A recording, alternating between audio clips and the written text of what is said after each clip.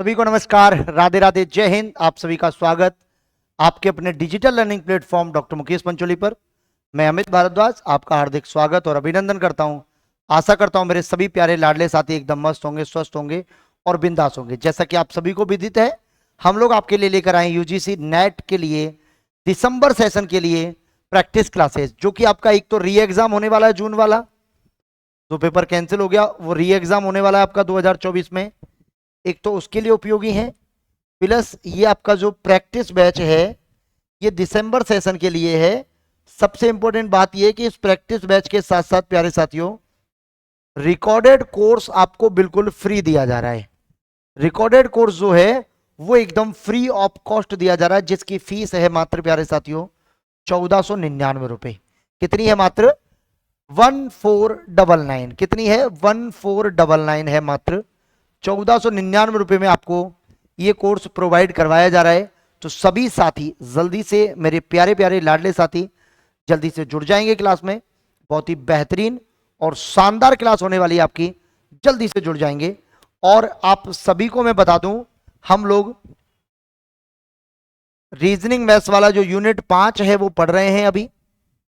जैसा कि आप सभी को विदित है कि सुबह 8:10 पर जो आपकी क्लास अभी इससे पहले जो हुई थी वो आपकी आईसीटी की क्लास होती है, जो आपके पेपर 1 का यूनिट नंबर 8 है, ठीक है। और 9:05 पर जो प्रतिदिन आपकी क्लास होती है, जो 9:05 पर आपकी प्रतिदिन क्लास होती है, वो प्यारे साथियों आपकी मैथ्स प्लस रीजनिंग, जो आपका पेपर 1 में यूनिट नंबर 5 को रिप्रेजेंट करता है। ये क्लासें हम प्रतिदिन आपकी लेते हैं। ये क्लास आपकी बेहतर तरीके से विधिवत रूप से चल रही है, जिस क्लास में बिल्कुल 1% भी कोई दिक्कत का विषय नहीं है। शानदार तरीके से चल रही है, प्रतिदिन आप लोग क्लासें लेते हैं। और जैसा कि आप सभी को विदित है कि लगभग 130 प्रश्न के आसपास मैं आपको करा चुका हूं। लगभग 130 प्रश्न हम लोग कर चुके हैं। अब हम बात करेंगे क्वेश्चन नंबर 132 पर।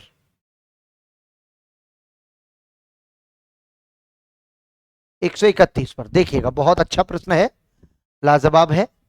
हाँ, नंबरिंग थोड़ा बहुत ऊपर नीचे हो सकती है क्वेश्चनों की, चिंता नहीं करनी है आपको। देखिए, 10 कुर्सी और 5 मेजों को 17,500 में खरीदा गया। भाई देखो, 10 चेयर प्लस 5 टेबल मिलाकर कितने की है आपकी? 17,500 रुपए की है, ठीक है प्यारे साथियों। अब ये कह रहा है एक कुर्सी का औसत मूल्य, ध्यान दीजिएगा,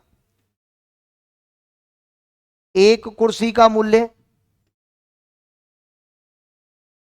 अब एक कुर्सी का मूल्य जब 1,000 है तो 10 कुर्सियों का मूल्य कितना हो जाएगा, पता कर सकता हूं मैं यहां से। तो 10 कुर्सियों का मूल्य, तो 10 कुर्सियों का मूल्य हो जाएगा प्यारे साथियों आपका 10,000। कितना हो जाएगा? 10,000 हो जाएगा। अब देखो, 10 कुर्सियों की जो वैल्यू है वो 10,000 हो गई, और तब एक मेज की औसत कीमत पूछ रहा है। तो देखिए, ध्यान दीजिएगा, अगर 17,500 में से मैं 10,000 को माइनस कर दूं तो क्या बचेगा? 7,500। और ये क्या आया आपके पास निकल के? ये 5 मेज का कुल मूल्य, 5 मेज का कुल मूल्य निकल कर आया है। वो कितना है आपका? 7500 रुपए। तो एक मेज का मूल्य कितना हो जाएगा प्यारे साथियों? तो एक मेज का औसत मूल्य, एक मेज का औसत मूल्य हो जाएगा आपका, 5 का भाग लगा दीजिए तो कितना आएगा आपका? 1500 रुपए is the correct answer. Option number D आपका सही और सटीक उत्तर हो जाएगा, आपका ऑप्शन नंबर डी हो जाएगा। तो एक मेज का जो औसत मूल्य है प्यारे बच्चों, प्यारे साथियों, वो कितना हो जाएगा आपको? वो हो जाएगा आपका 1500 रुपए। देखो, आपको याद क्या रखना है? आपको याद ये रखना है कि हम लोग अच्छे तरीके से खूब पढ़े हैं चीजों को, कि जब हमें कॉमन वैल्यू दी होती है, जब हमको, हाँ प्यारे साथियों सबको नमस्कार, राधे राधे, जय हिंद।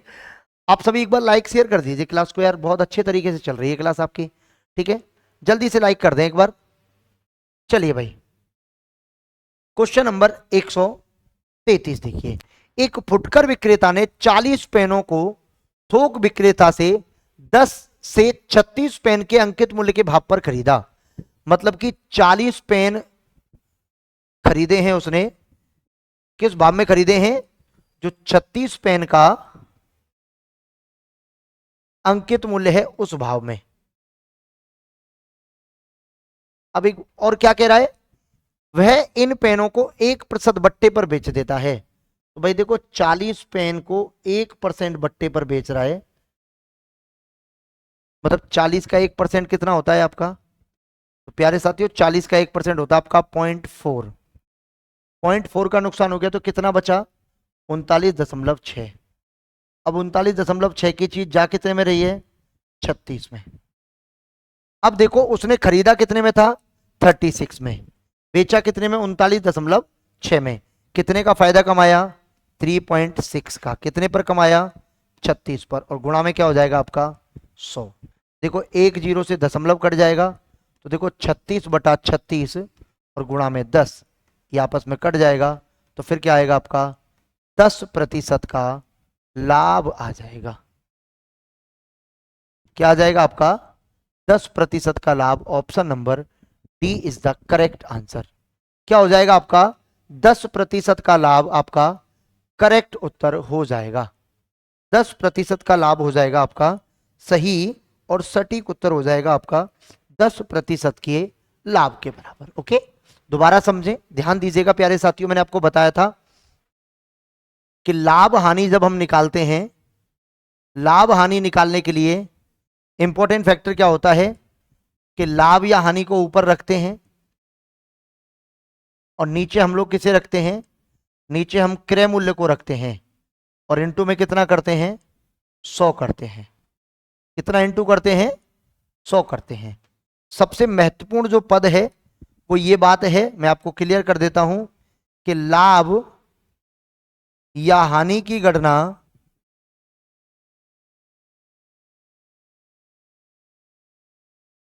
हमेशा क्रय मूल्य पर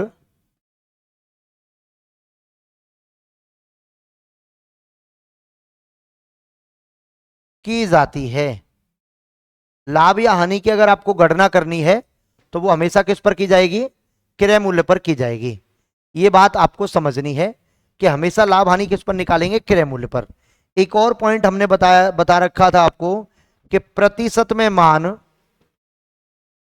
बराबर होता है प्यारे साथियों आपका संख्या में मान।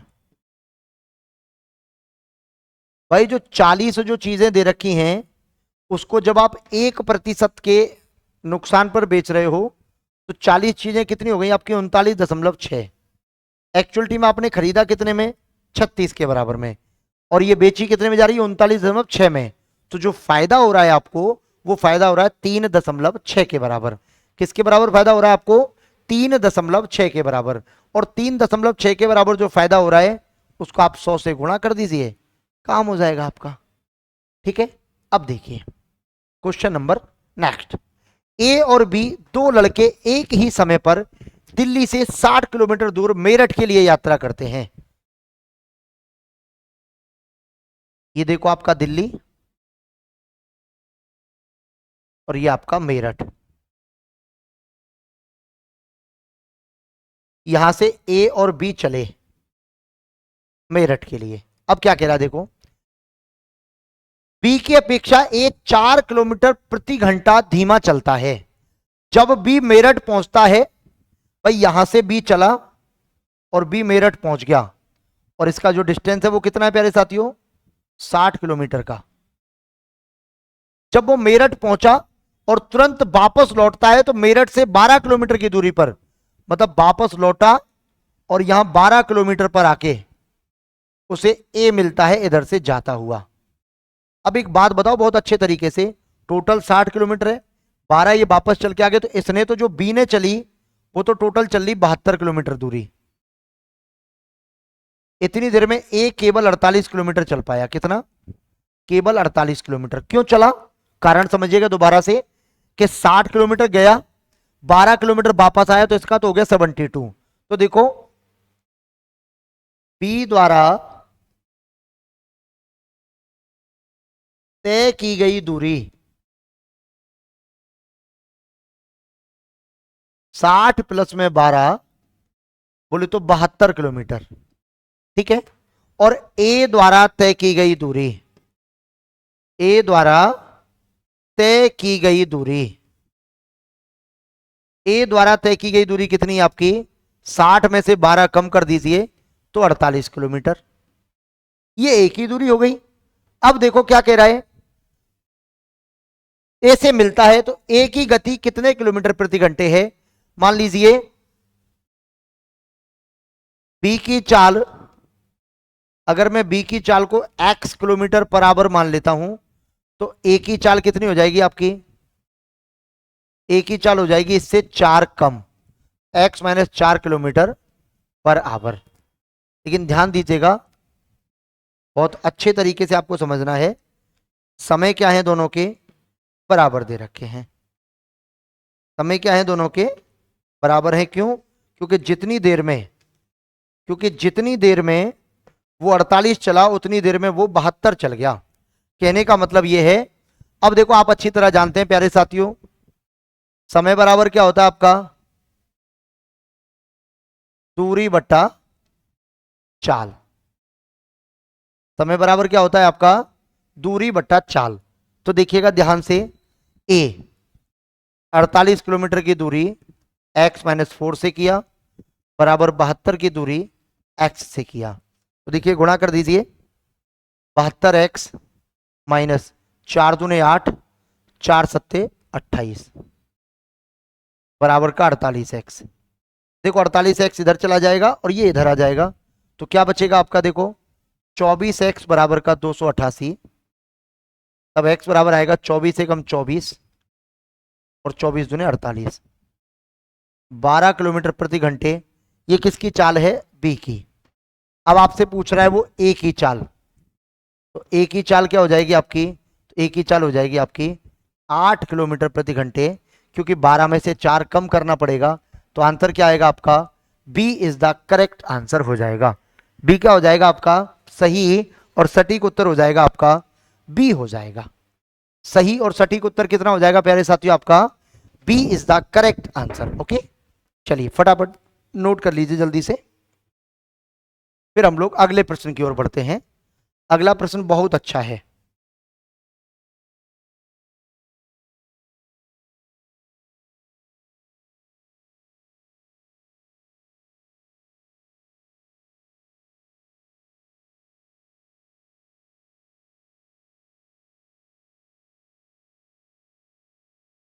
अगला क्वेश्चन देखिए, बहुत अच्छा है कि एक टेलीविजन निर्माता प्रत्येक टीवी को, देखो प्यारे साथियों, अगर आपको बेहतरीन तरीके से क्लासेस समझ में आ रही हैं, अच्छा लग रहा है, शानदार तरीके से अगर क्लास चल रही है, तो एक बार क्लास को लाइक शेयर कर दो यार। देखो हाँ, सभी को राधे राधे, सभी को नमस्कार, जय हिंद प्यारे बच्चों, जय हिंद, नमस्कार, राधे राधे।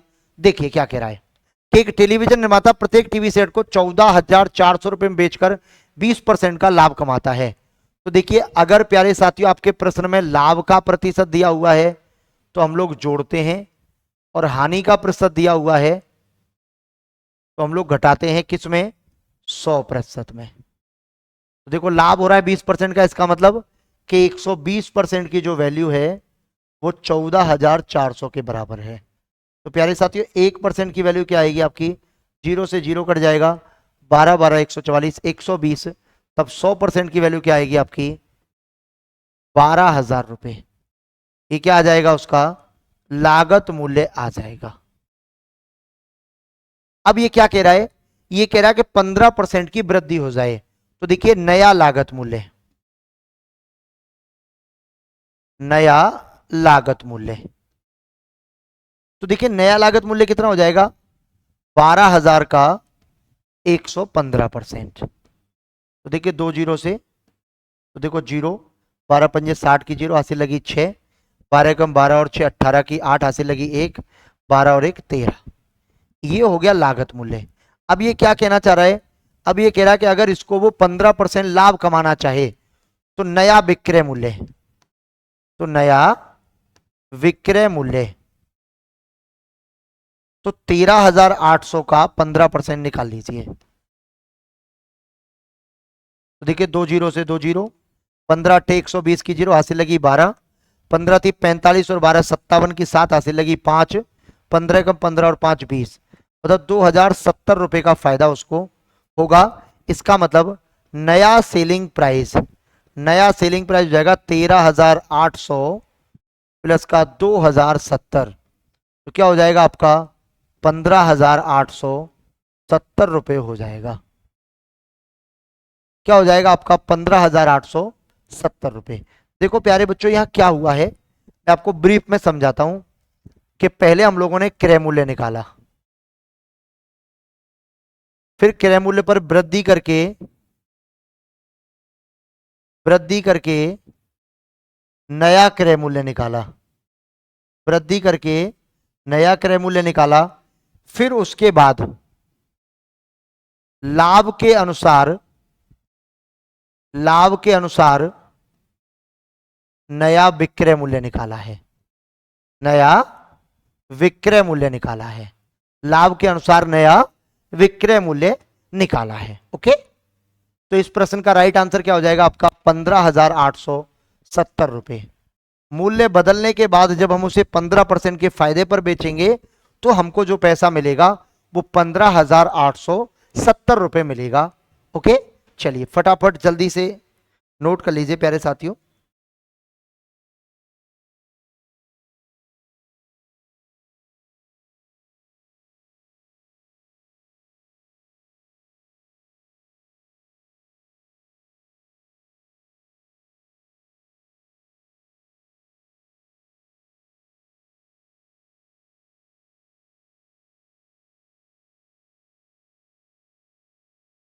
देखिए अगला क्वेश्चन, बेहतरीन क्वेश्चन अगला, कि एक व्यक्ति के पास 8,60,000 रुपए की राशि है जिसे वो अपने 5 पुत्र, 4 पुत्रियों और 2 भतीजों के बीच में बांटता है। यदि प्रत्येक पुत्री को प्रत्येक भतीजे की तुलना में 4 गुना राशि तथा प्रत्येक पुत्र को भतीजे की तुलना में 5 गुना राशि मिले, तो देखो बहुत अच्छे तरीके से समझना है, जानदार तरीके से, कि देखो पुत्री, पुत्र और भतीजा, मान लीजिए कि भतीजे को x रुपए मिलते हैं तो पुत्र को इसके 5 गुने मिलेंगे, मतलब कि 5x, पुत्री को इसका 4 गुना मिलेगा तो 4x। तो देखो x कट गया आपस में, तो 4:5:1, इसी अनुपात में बटेगा ये, सबको जोड़ा तो कितना हुआ प्यारे साथियों 10 अनुपात, बराबर कितने पैसे के है 8,60,000 के। एक अनुपात की वैल्यू क्या हो जाएगी आपकी 86,000 रुपये हो जाएगी। कितनी हो जाएगी आपकी 86,000 रुपये हो जाएगी। एक अनुपात की वैल्यू कितनी हो जाएगी आपकी 86,000 रुपये हो जाएगी।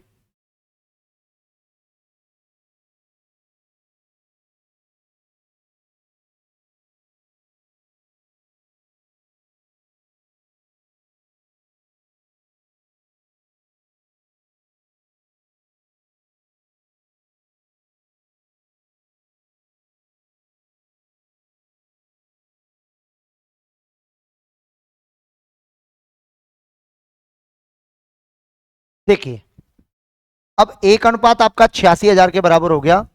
अब आपसे पूछा क्या है वो देख लीजिए कि प्रत्येक पुत्री को कितनी राशि मिलेगी। तो देखिए प्रत्येक पुत्री,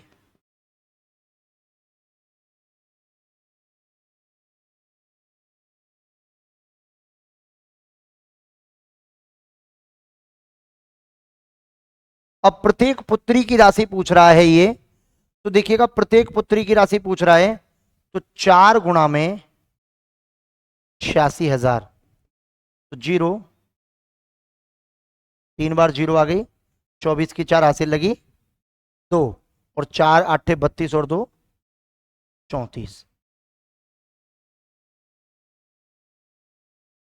ये प्रत्येक पुत्री की राशि आ चुकी है। अब ध्यान दीजिएगा बहुत अच्छे तरीके से कि क्या कहना चाह रहा है, लेकिन ध्यान दीजिए प्यारे बच्चों, ये आपने गलत कर दिया। अब देखो क्या हुआ है यहां पर, वो समझना है आपको, बहुत अच्छे तरीके से जाननी है बातें, कि भाई भतीजे को अगर x मिल रहा है तो पुत्र को 5x, पुत्री को 4x, ये एक पुत्री का है, ये एक पुत्र का है, ये एक भतीजे का है। तो देखो कितनी पुत्रियां हैं, 4, तो 4 गुणा में 4x, तो पुत्रियों का हो गया 16x। कितने पुत्र हैं, 5, तो 5 गुणा 5x, तो कितना हो गया आपका 25x। कितने भतीजे हैं, 2, तो 2 का x, तो कितना हो गया आपका 2x। टोटल मिला के कितना हुआ आपका ये 43x हो गया।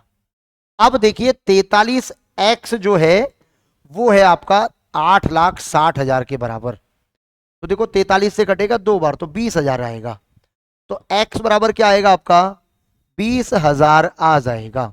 अब x बराबर जब 20,000 है प्यारे साथियों, तो वो पूछ रहा है प्रत्येक पुत्री का, तो प्रत्येक पुत्री का हिस्सा, तो 4 गुणा में 20,000, तो कितना हो जाएगा आपका 80,000 रुपए। एक पुत्री को कितना मिलेगा 80,000 रुपए मिलेंगे। एक पुत्री को कितना मिलेगा आपका 80,000 रुपए मिल जाएंगे। ओके, फटाफट से नोट कर लीजिए ऑप्शन नंबर ए। भाई जितनी संख्या दे रखी है अकॉर्डिंग टू नंबर्स ही तो हम उसे कन्वर्ट करेंगे। ये बात अपने को समझनी है बहुत अच्छे तरीके से।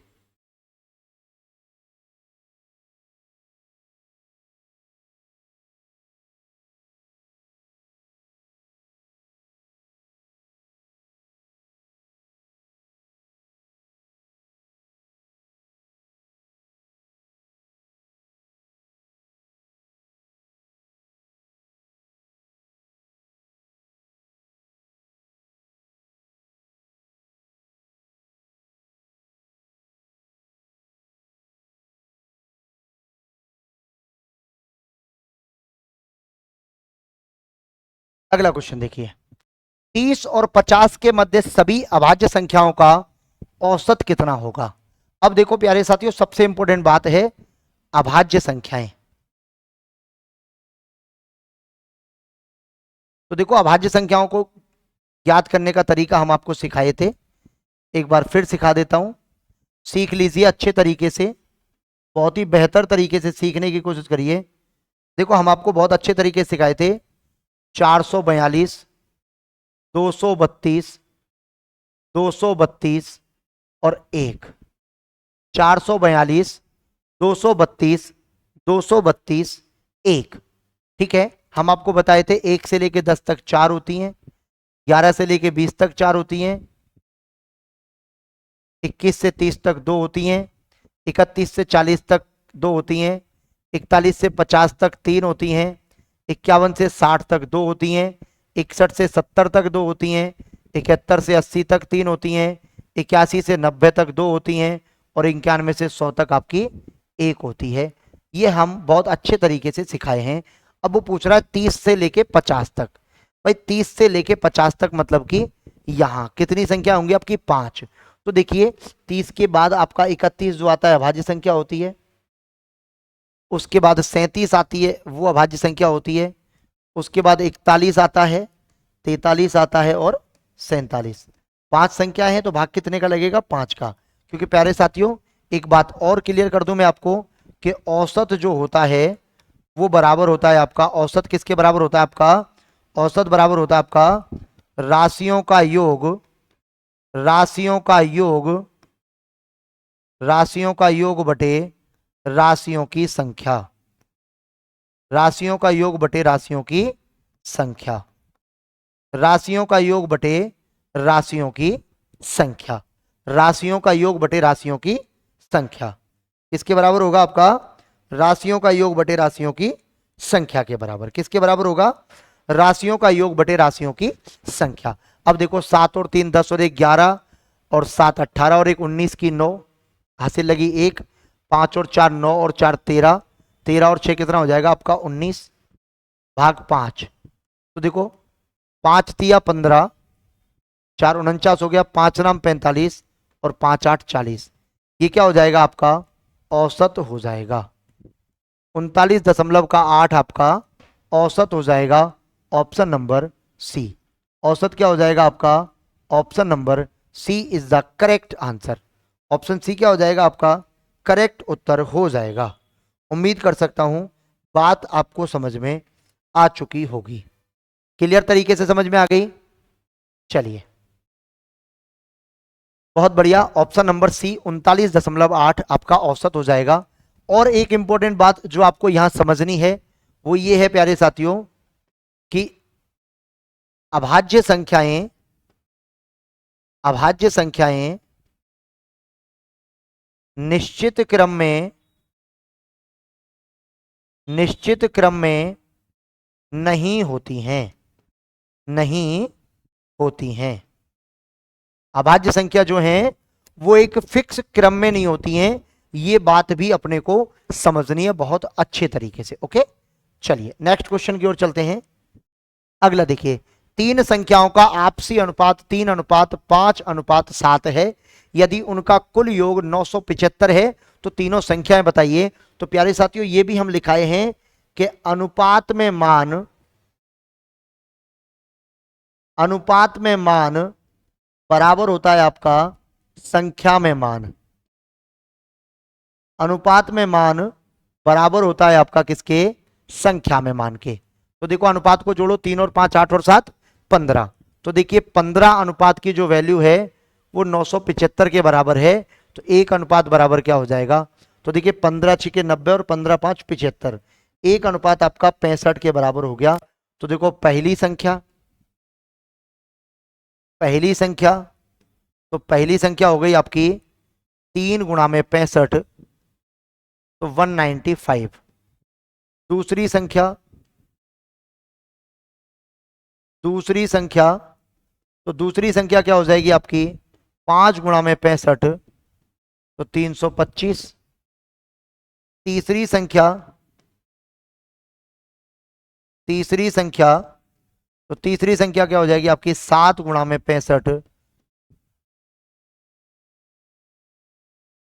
455। अब देखो 195, 325, 455, option number A is the correct answer. Option number A क्या हो जाएगा आपका सही और सटीक उत्तर हो जाएगा आपका ऑप्शन नंबर ए हो जाएगा। चलिए फटाफट से नोट करिए प्यारे साथियों, जल्दी से नोट करें।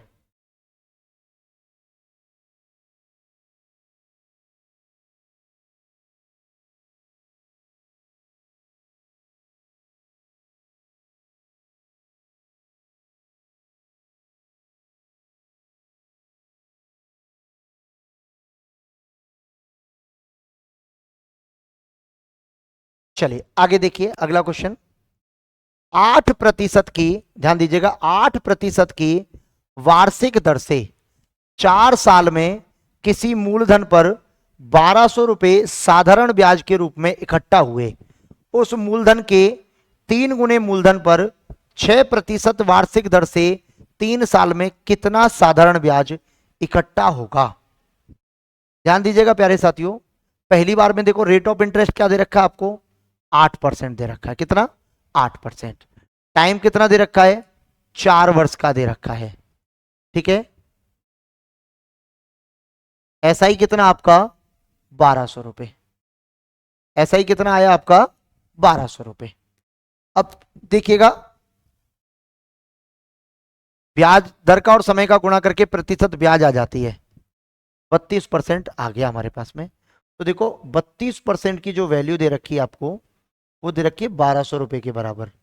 तो 1% की वैल्यू क्या हो जाएगी पहले तो ये निकालिए। तो देखो 1200 बटा 32, तो हमें निकालना है 100% का मान। तो देखो 1200 बटा 32 गुणा में 100 और इसका कर दीजिए 3 गुना, तो हमारा क्या आ जाएगा? नया मूलधन आ जाएगा। तो देखो 4 अट्ठे 32, 4 से 25 बार, 8 से देखो 8 एकम 8, 8 45 0। तो देखो कितना हो गया आपका 450 गुणा 25। तो देखो 0 25 पंजे 125 की 5 हाथ से लगी 12, 25 चौके 100 और 12 कितना हो जाएगा आपका 112। इस मूलधन पर निकालना है अब आपको 6% की दर से 3 साल का।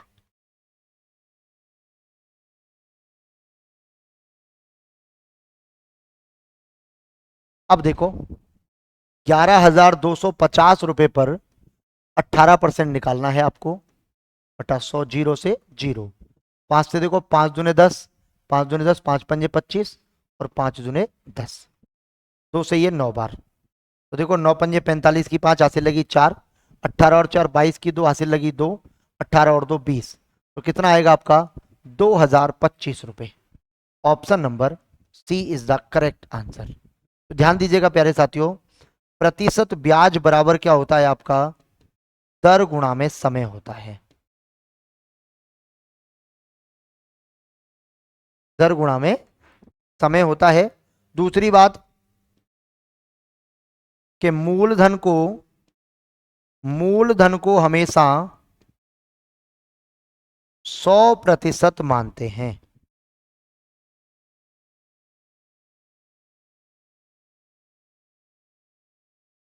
मूलधन को हमेशा 100% मानते हैं।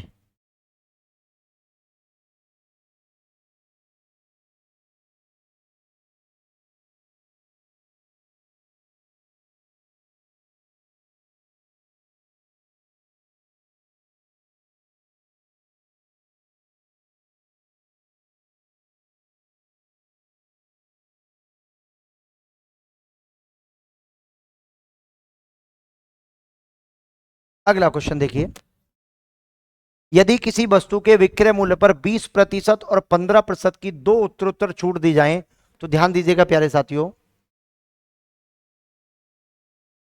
दो या दो से अधिक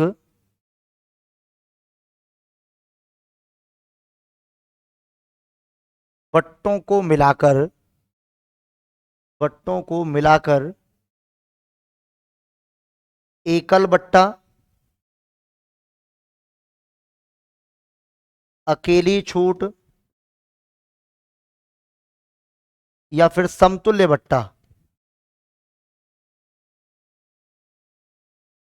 बनाना। तो देखिए ये होता है आपका x प्लस का y माइनस में एक्स वाई बटा 100%। दूसरा जो पॉइंट है वो भी याद रखना है आपको, किसी भी वस्तु का अंकित मूल्य हमेशा 100% होता है। किसी भी वस्तु का अंकित मूल्य हमेशा 100% होता है।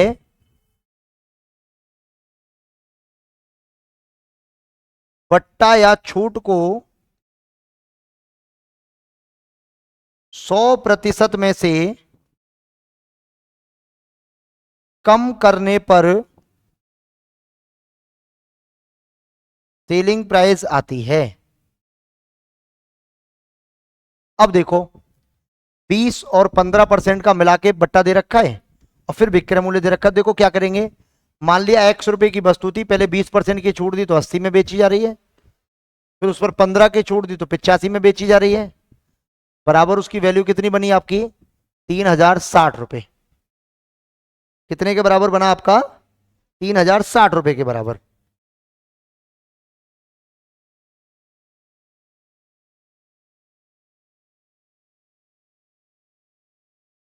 ठीक है, अब देखो ध्यान से, अब यहां से देखो 20 चौके 80, 20 पंजे 100, 5 से ये 17 बार, 17 एकम 17, 17 अट्ठे 136 जीरो, 4 चौके 16, 4 पंजे 20, तो एक्स बराबर क्या आया आपका 4500 रुपए। और यही क्या हो जाएगा प्यारे साथियों, आपका अंकित मूल्य हो जाएगा। अंकित मूल्य हो जाएगा 4500 रुपए। एक और बात याद रखनी है कि बट्टा या छूट की गणना हमेशा अंकित मूल्य पर की जाती है। अंकित मूल्य पर की जाती है। किस पर की जाती है, अंकित मूल्य पर की जाती है।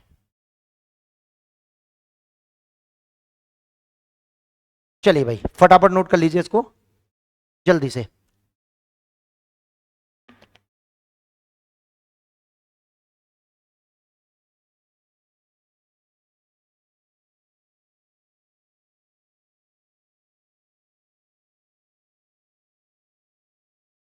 अगला क्वेश्चन, 30 पंखों का बिक्री मूल्य 25 पंखों के खरीद मूल्य के बराबर है।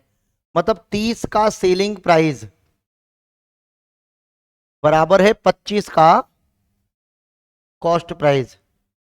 देखो खरीदा 30 में, बेचा 25 में, खरीदा 30 में, बेचा 25 में, 5 का नुकसान हो गया।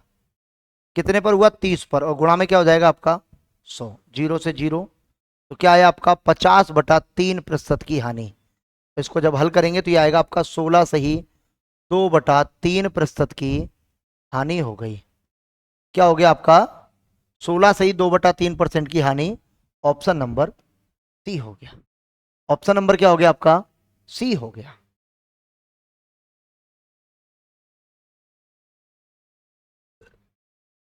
अंतिम प्रश्न, 6 लोग रात्रि भोजन के लिए होटल में जाते हैं। उनमें 5 व्यक्तियों में से प्रत्येक अपने भोजन पर, देखो भाई आप लोग लाइक शेयर भी कर दो, और अगर आपको अच्छी लग रही क्लास तो शेयर कर दो सभी साथियों को, मजा आ जाएगा भाई। 6 लोग रात्रि भोजन के लिए होटल में जाते हैं, उनमें से 5 व्यक्तियों में से प्रत्येक अपने भोजन पर 150 खर्च करता है।